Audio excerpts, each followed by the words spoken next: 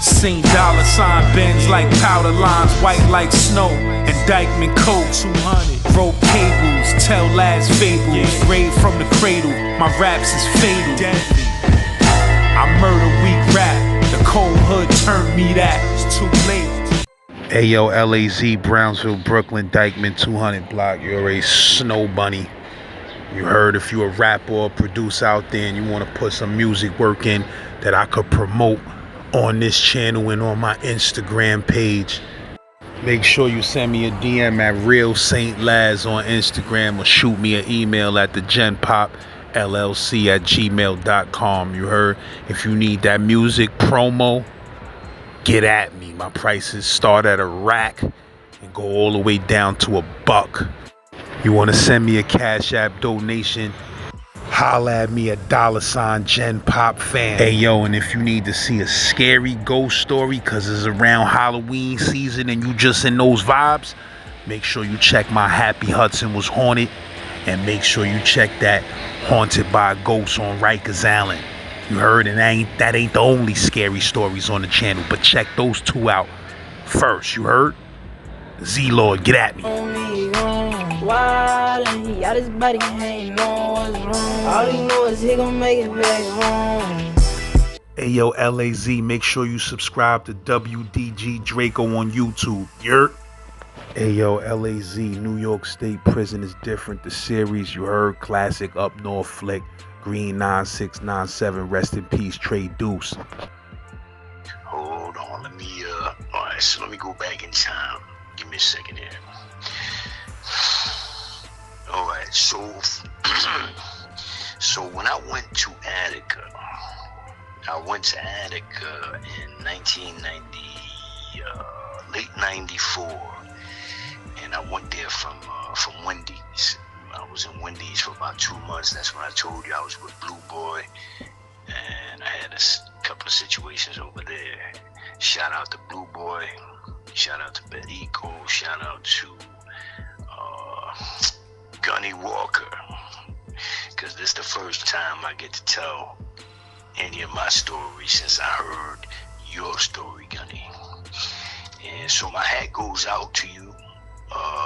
And this is, in fact, this particular video is a salute, and it's a contribution, or a, how do you say, not shout out, but a tribute, that's the word, thank you, a tribute to you and your son.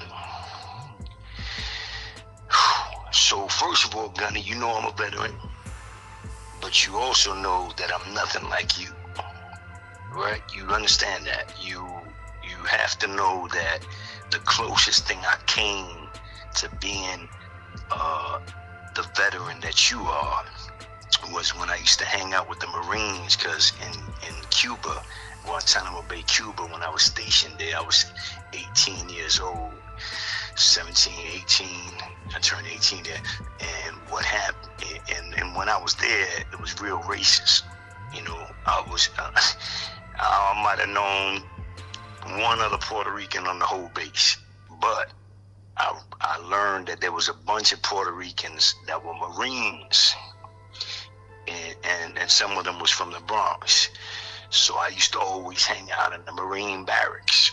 You know, after knocking out a few Marine champions over there, a lot of Marines, especially the Puerto Ricans, they became my fans. So I was able to hang out in their barracks with them. And, you know, of course, me being a fan of veterans like you, Gunny, I always wanted to be, my whole thing was to be a Marine, Red Beret, Special Forces. And really, when I joined the Navy, I wanted to be a Navy SEAL.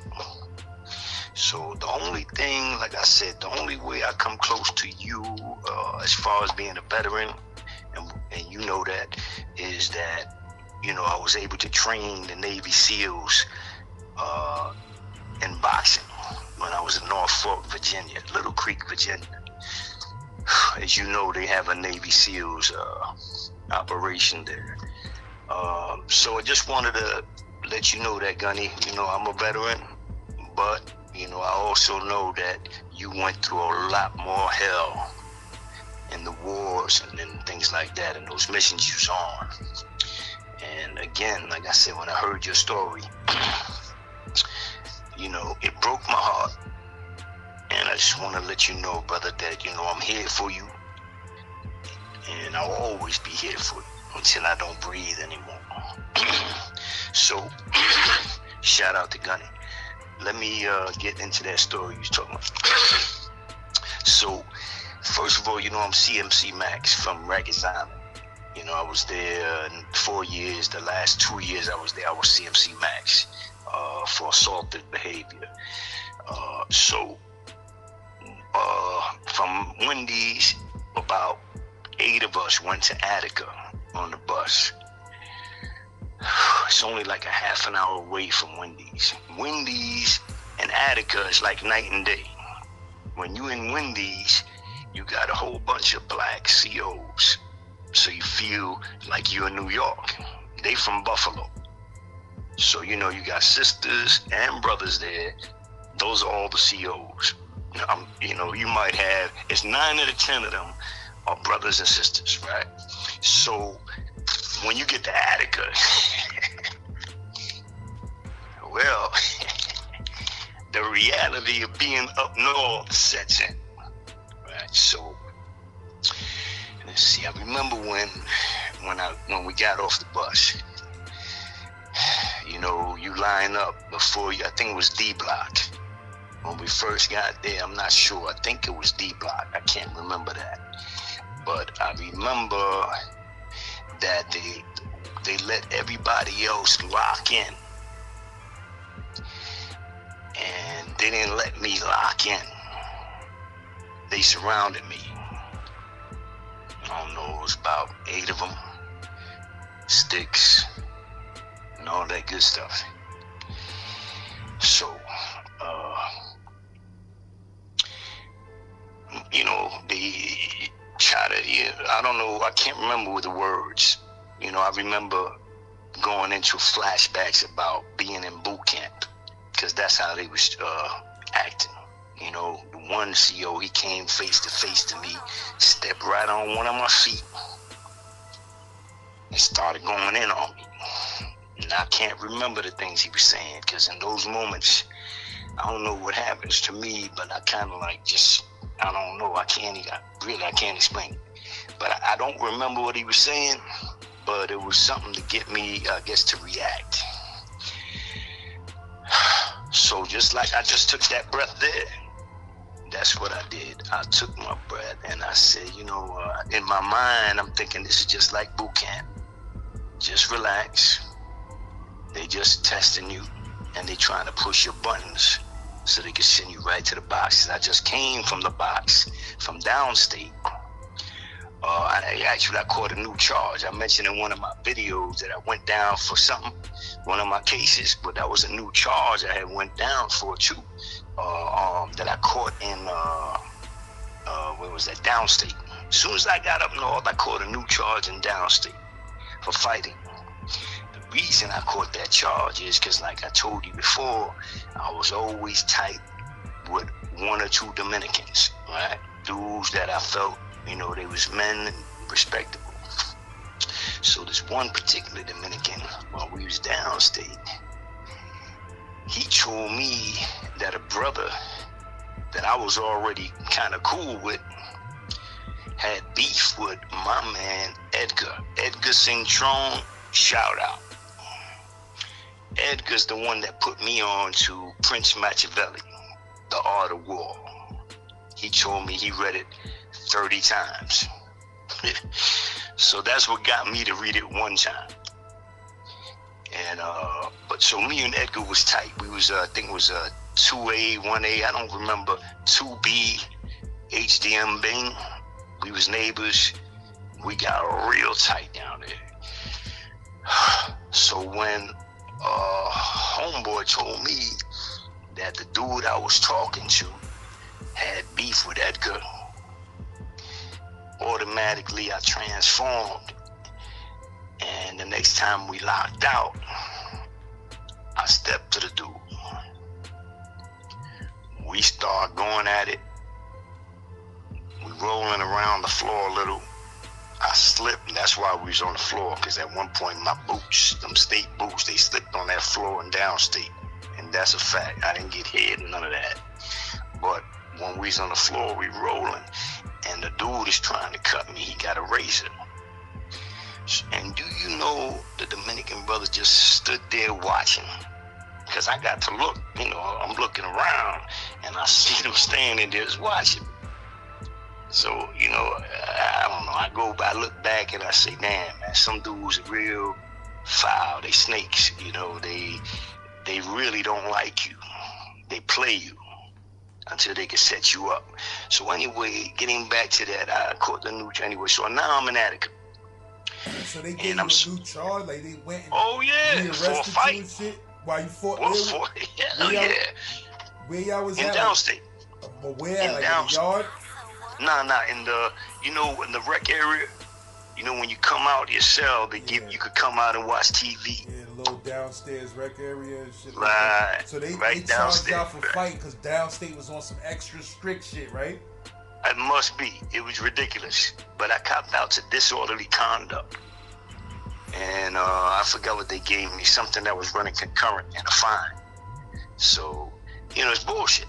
You don't get a new charge for fights, you know what I mean? But that's how it was. I guess because when they asked me what happened, I told them I don't know. You know what I'm saying?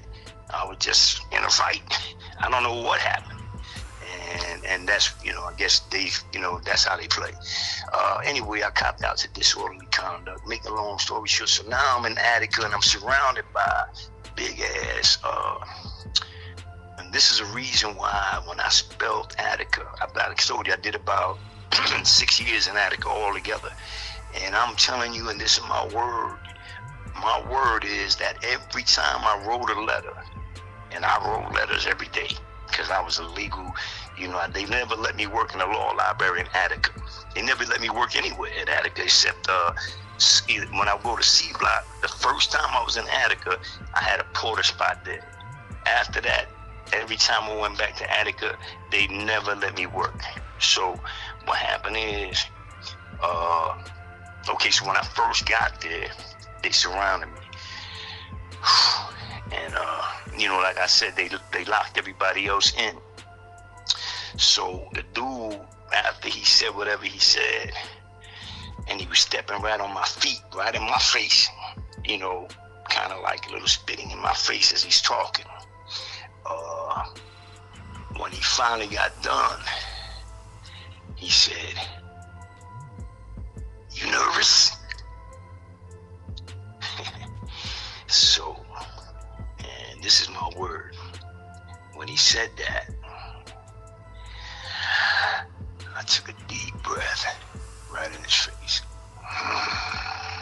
blew out, and I said, "No, I'm not." I don't know, but you can see in his face how disappointed he was in my answer. And he just said, he looked around at his board, they looked at each other, he said, "Lock in, you punk." So I just locked in. Went in my cell, locked in. Remember, I just got to Attica first time. The fear is there. There's no denying it. You just got to learn how to turn fear into smoke. And that's what I learned how to do the hard way. So what happened is the very next day,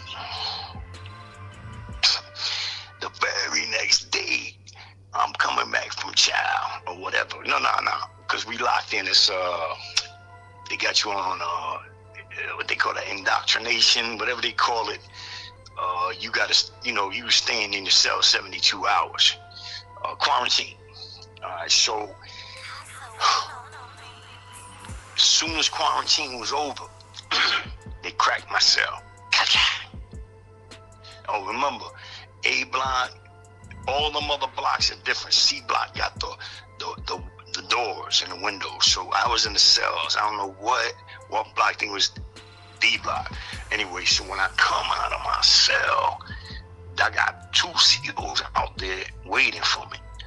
So I goes up there, and one of them escorts me to an office that was, I don't know, right on the other side of the hall, the bubble. They got an office there, sergeant's office. So I get in there, they tell me to sit down, and the sergeant starts going in on me. He starts telling me, yo, I'm gonna tell you right now. Oh, this Sergeant Cunningham, if anybody been in Attica in the 90s, they know who Cunningham is. So, you think you're gonna come here and run something like you was on there in Rikers Island? You here, you don't run shit here. You not gonna run nothing. And on top of that, we know that you're an asshole. How much time you had in at this time? At this time, I had on my second bid. This was my second bid. I had about 4 years in, right? Because I remember I just left Rikers Island, so I had to get. Now I'm in Attica. So when I get, like I said, so now I'm sitting down, and this dude is going in on me, telling me I'm all kind of assholes, and you know what he did? He said, "Right? Aren't you an asshole?" And I said, "No, I'm not an asshole. I'm telling you, man, this is my word." So he just kept on going in, and he would always stop every once in a while to say, "Right? Aren't you an asshole?" And I would say, "No, sir." So he just kept on. He just trying to break me. He wants me to agree with him that I'm an asshole, and I refuse to admit that I'm an asshole. This shit didn't make no sense to me. I don't know what asshole meant to them. I know what asshole means to me. So I kept saying no. Meanwhile, the whole time, there's the CO banging on the desk with a stick. You understand me? Like, while we're talking, he's banging on the desk, like letting me know, boy, you about to get it. You better say the right. You better say you're an asshole. Right? Banging on just keep banging with the stick. I'm like, what?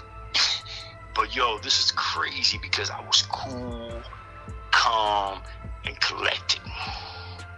They didn't put no fear in my heart at all. Remember, I was just down in Rikers Island for 4 years, going crazy, and I was with the most mass murderers, killers, Big Willies in New York, CMC Mass. You gonna meet everybody. So, and remember, I went up there with 28 to life.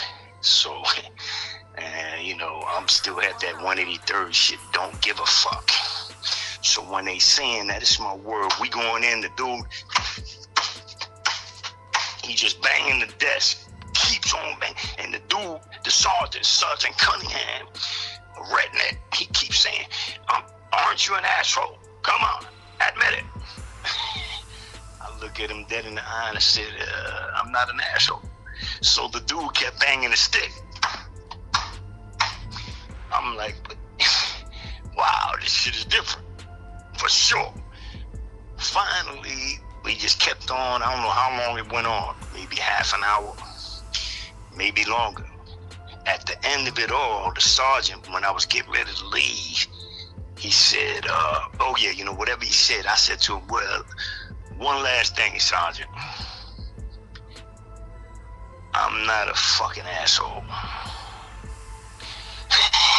So I see him, I defeated them mentally.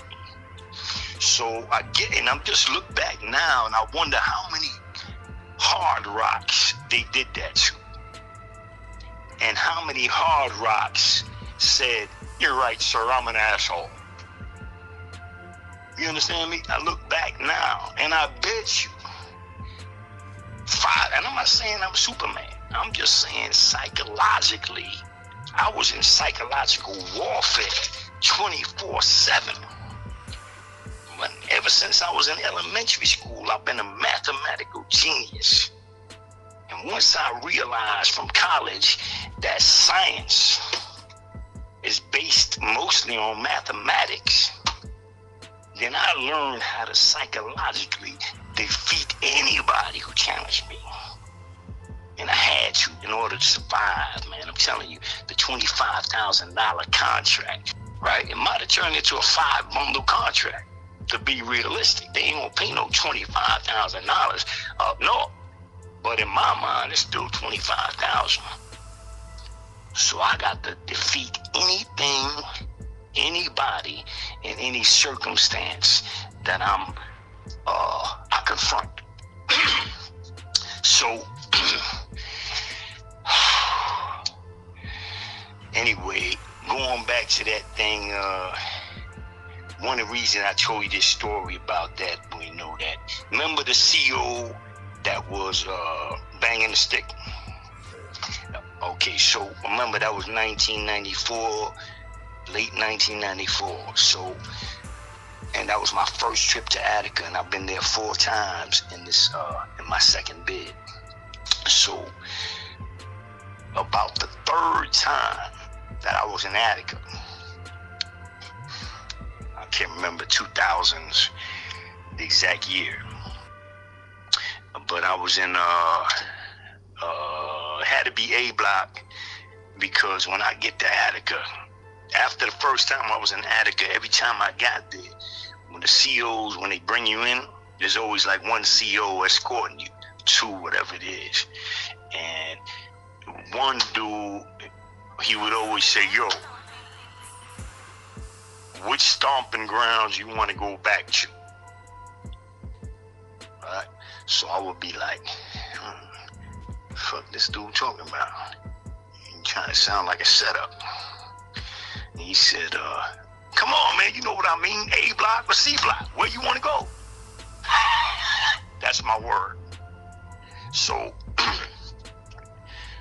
you know, because I kept 2 tables in the yard in both blocks, A block and C block. So I guess the CO, you know, COs know everything, man. Everybody think they don't know. They got the watch and everything. Plus, they got inmates telling them half the stories. So anyway, going back to, that's one of the big reasons I always spell Attica with 3 Ks.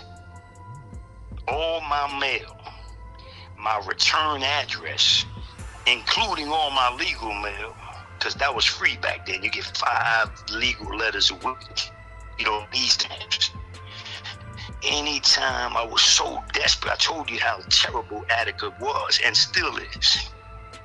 So desperate to get attention to my situation in Attica, the way I was being harassed, that my letters always, my return address always had Attica with 3 Ks. Because I wanted the world to see that.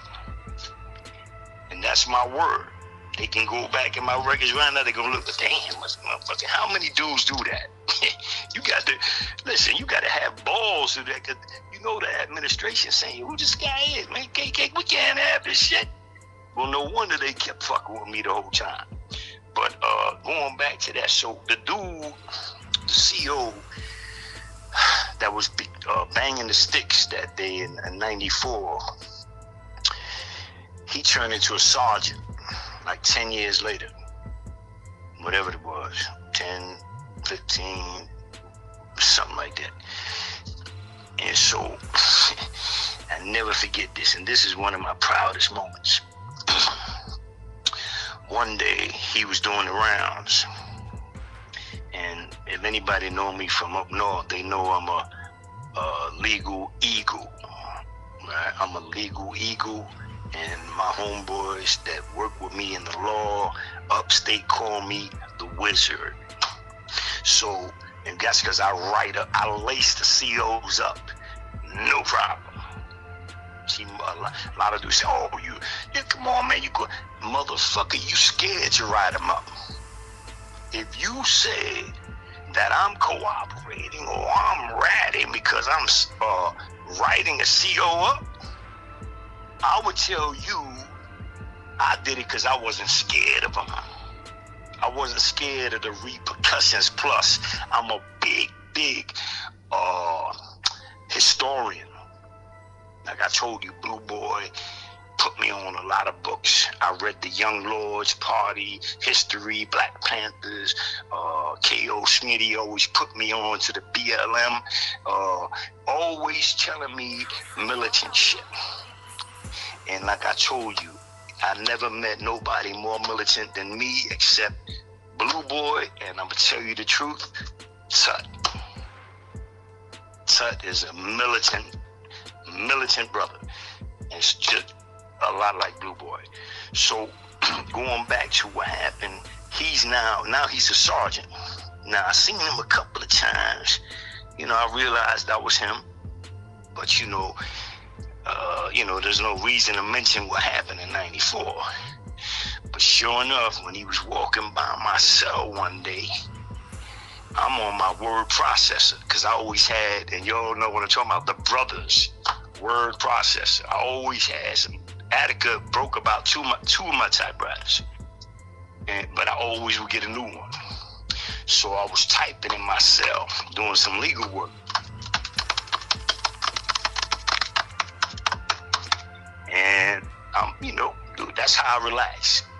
That's how I used to relax in Attica, or besides smoking some trees.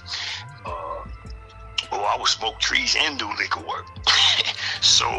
But I'm nice and relaxed. I'm in my cell. I'm typing out the motion, probably for somebody else. And he comes walking by my cell. And I ain't paying him no mind until he turned back. And he came and he kind of stuck his head real close to my gate, and he said, and he's trying to see what I'm doing on the word processor, but you can't see it. So he said, yo, how are you? I said, I'm good. He said, yo, is that about me?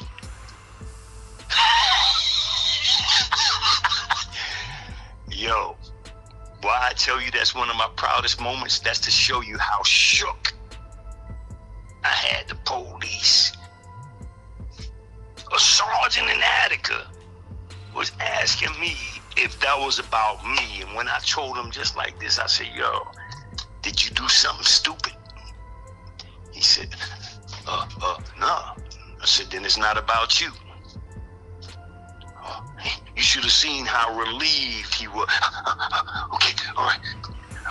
And he just kept going. Let me know if anything's going, if you need, if anybody's, harassing you or anything. And he took off. So I had to get that story in, man, because that's, to me, it's real important. And when I talk about Gunny Walker, yes, Gunny, I got 5 Purple Hearts. But I got mine in the South Bronx. So we're a lot alike, but I still wish I had all that experience you got. So I got a big salute going out to you, and I can't wait to hear your next story, brother. Otherwise than that, let's see what else I wanted to get into here. Oh, right now I just remember something I got to do that's real important. I want to, like I said, I wrote it down on the comments. I apologize to any female that took offense when I used the word bitch, because I don't use that word in real life. But I want to tell you why I used it. The reason why I used it, because when I was in that East LA discotheque. Yeah, Pawn Self, for those who may not know, you talking about the LA story, right? Right, the LA story that's titled Hoover Street Gym. All right, so because of that, after I listened to it, I said, why did you use the word bitch, but you never use it out here? It hit me. Where did that come from? So then I started thinking, wait a minute. Oh, that's why I said it twice. Because I forgot the original story. I told you when she touched my face, I felt humiliated, I felt disrespected, and I went over to the table where she was at with her girlfriend and 4 other dudes. What happened? As soon as I got there, I said, yo, bitch, why you touch my face? So now y'all know why that word bitch came out. Because it was really part of the original story. Alright, so I apologize to all the ladies that took offense to that. But hopefully now you understand why I said that word. Because really, I did use that word in the 80s when I approached her. So, you know, that's the main thing right there. I wanted to make sure you understand that. Hopefully you will forgive me. And like I said, for the most part, the main thing, one of the main things I want to tell you too is that the reason why I always try to give a good, a good quote or some kind of philosophical note that I studied while I was up there. One of my favorites, one of my very favorite quotes, even though it might not be 100% true, it still made me realize I never want to go back to prison. So the main thing is to say, my thing is this: at the end of the day, when dudes used to step on my feet, or what I thought they was disrespecting me, what they might have thought they was not, is because, and like I told you, why I was not scared of the COs, I was not scared to die, is because once a man loses his freedom, he got nothing else to lose.